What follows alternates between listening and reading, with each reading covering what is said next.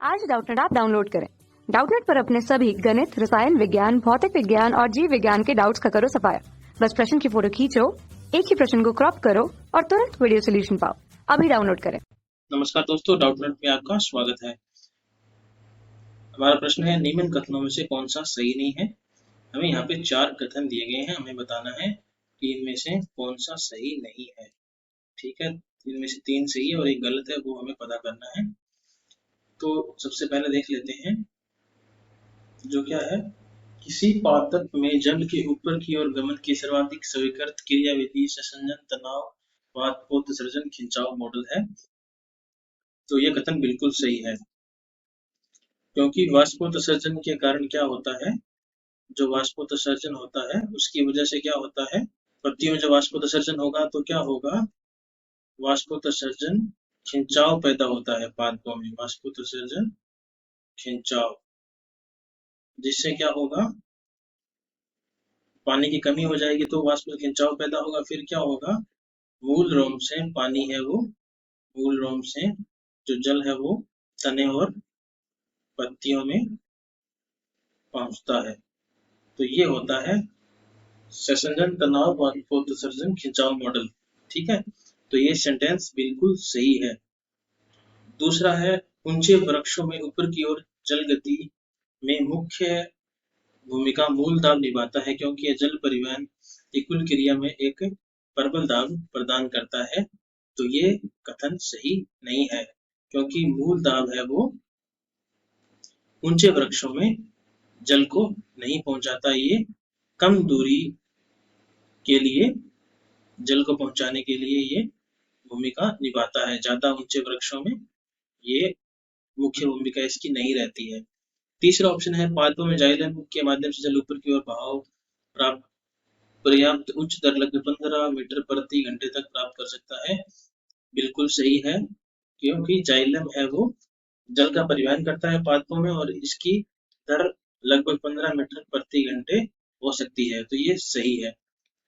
चौथा ऑप्शन है, मूलदाब के प्रभाव को रसस्राव, बिंदु स्राव की प्रक्रिया के दौरान देखा जा सकता है। तो इसमें क्या है, मूलदाब के कारण ही रसस्राव होता है और बिंदु स्राव होता है।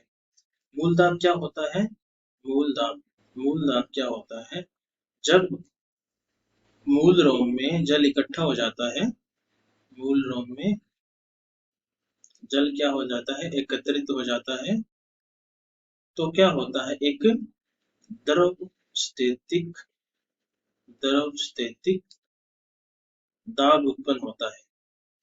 वो क्या कहलाता है, मूल दाब, और जिसकी वजह से क्या होते हैं, रसस्रावन और बिंदु स्राव।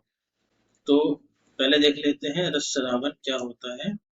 रसस्रावन तो जब किसी पादप के तने को काटते हैं, रसस्रावन क्या होता है, पादप के तने को काटने पर जो जल निकलता है, जल का निकलना क्या कहलाता है, रसस्रावन। इसी प्रकार बिंदु स्राव क्या होता है, रसस्रावन किसके कारण होता है, मूल दाब के कारण। वैसे ही बिंदु स्राव भी मूल दाब के कारण होता है। ये कब होता है, जब रात्रि में या प्रातः काल क्या होता है, पत्तियों के किनारों पर जल की बूंदें इकट्ठी हो जाती है। अपन ने देखा होगा, किनारों पर जल की बूंदें जमा हो जाती है, वो क्या कहलाता है, बिंदु स्राव कहलाता है। यह किस वजह से होता है, मूल दाब की वजह से। क्या होता है, रात्रि में या प्रातःकाल समय आर्द्रता बहुत ज्यादा होती है, वाष्पोत्सर्जन की क्रिया होती नहीं है, तो पादप में क्या हो जाता है, जल की मात्रा बहुत ज्यादा हो जाती है। तो मूल दाब के कारण पत्तियों के किनारों से जो रंध्र होते हैं उनसे क्या होता है, जल बाहर निकलता है। ये क्या कहलाता है, बिंदु स्राव कहलाता है। तो हमसे यहाँ पूछा गया था कि कौन सा कथन सही नहीं है, तो हमारा आंसर यहाँ पे हो जाएगा 2 नंबर। ऊंचे वृक्षों में ऊपर की ओर जल की गति में मूल दाब मुख्य भूमिका निभाता है, क्योंकि यह जल परिवहन की कुल क्रिया में एक प्रबल दाब प्रदान करता है। ये कथन सही नहीं है, तो हमारा आंसर हो जाएगा 2 नंबर। धन्यवाद। कक्षा 6 से 12वीं से लेकर नीट, IIT, JEE वो एडवांस के लेवल तक 1 करोड़ से ज्यादा छात्रों का भरोसा। आज ही डाउनलोड करें डाउटनेट ऐप या व्हाट्सएप करें अपने सारे डाउट्स 8400 400 400 पर।